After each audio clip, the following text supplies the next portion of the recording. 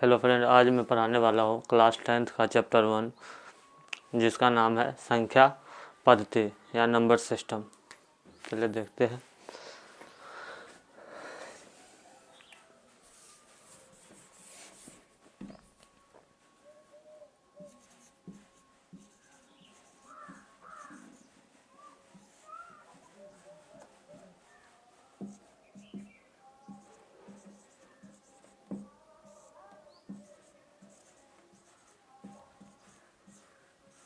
संख्या पद्धति, इसी को इंग्लिश में कहते हैं नंबर सिस्टम।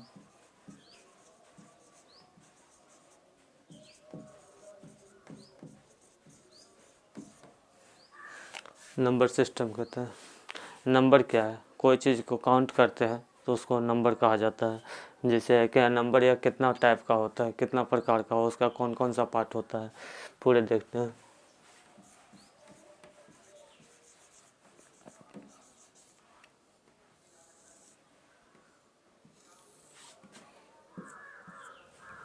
नंबर, जिसको हिंदी में संख्या कहा जाता है,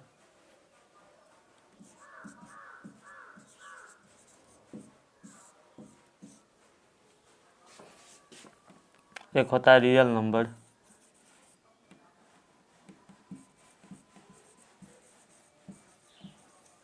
रियल नंबर को वास्तविक संख्या कहते हैं हिंदी में।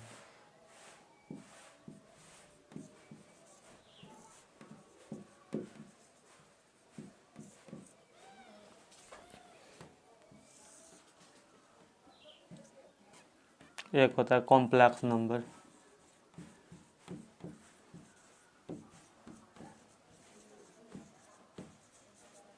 कॉम्प्लेक्स नंबर, इसे हिंदी में काल्पनिक नंबर कहते हैं।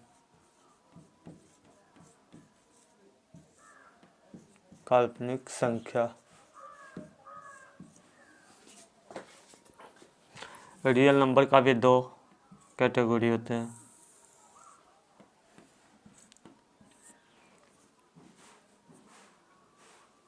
रेशनल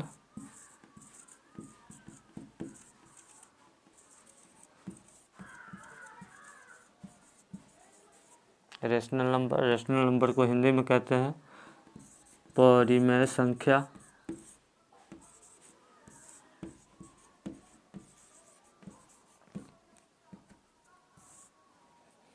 परिमेय संख्या और इरेशनल नंबर।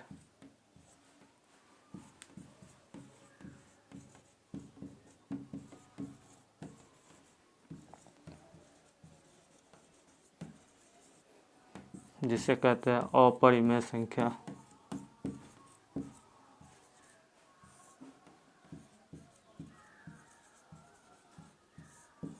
अपरिमेय संख्या।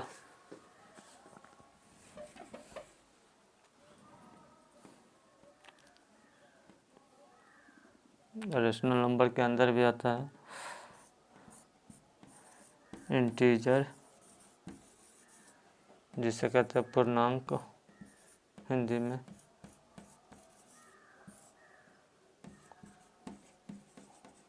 संख्या, पूर्णांक संख्या।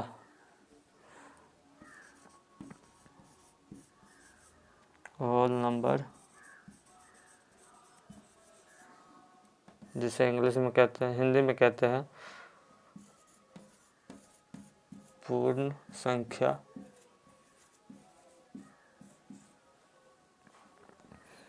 एक होता है नेचुरल नंबर,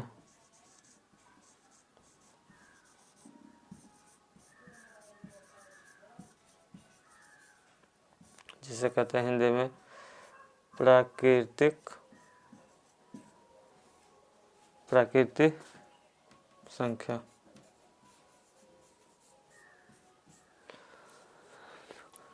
चलिए देखते हैं कौन कौन सा नंबर रियल होता है, कॉम्प्लेक्स होता है और रेशनल होता है और इरेशनल होता है, इंटीजर होता है और होल नंबर और नेचुरल नंबर।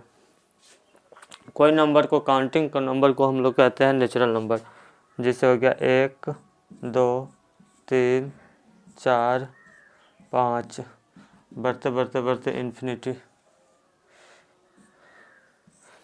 जब नेचुरल नंबर उसे कहते हैं जिसे हम लोग काउंटिंग कहते हैं, जैसे कि 1 2 3 4 5 6 7 8 9 10, इससे बढ़ते बढ़ते इन्फिनिटी तो होता है, तो उसे नेचुरल नंबर या प्राकृतिक संख्या कहते हैं हिंदी में। इसी में एक एक्स्ट्रा जीरो लगा देते हैं तो यही होल नंबर होता है जो पूर्ण संख्या कहलाता है, जैसे 0 1 2 3 4 5 बढ़ते बढ़ते बढ़ते इन्फिनिटी तक, इसे होल नंबर कहते हैं। और इंटीजर नंबर किसे कहते हैं, जिसमें माइनस इन्फिनिटी से लेकर बढ़ते बढ़ते -3 -2 -1 0, इसमें 0 भी इंक्लूड होता है, और 1 2 3 बढ़ते बढ़ते बढ़ते इन्फिनिटी तक। तो माइनस इन्फिनिटी से प्लस इन्फिनिटी तक, और इसमें 0 भी इंक्लूड होता है, उसे पूर्णांक संख्या कहते हैं, इंग्लिश में इंटीजर कहते हैं। और रेशनल नंबर को एक अलग से टॉपिक लेंगे, रेशनल और इरेशनल को। जिससे रेशनल नंबर किसे कहते हैं, जो p/q के फॉर्म में हो, q = नॉट जीरो हो, और दूसरा कंडीशन है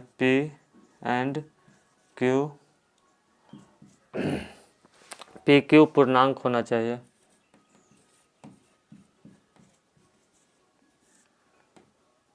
होना चाहिए। p/q पूर्णांक नंबर होना चाहिए, या तो इंटीजर होना चाहिए।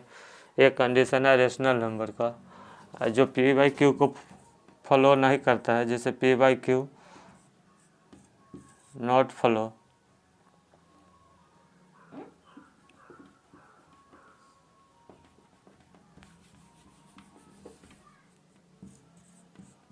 p/q के रूप में नहीं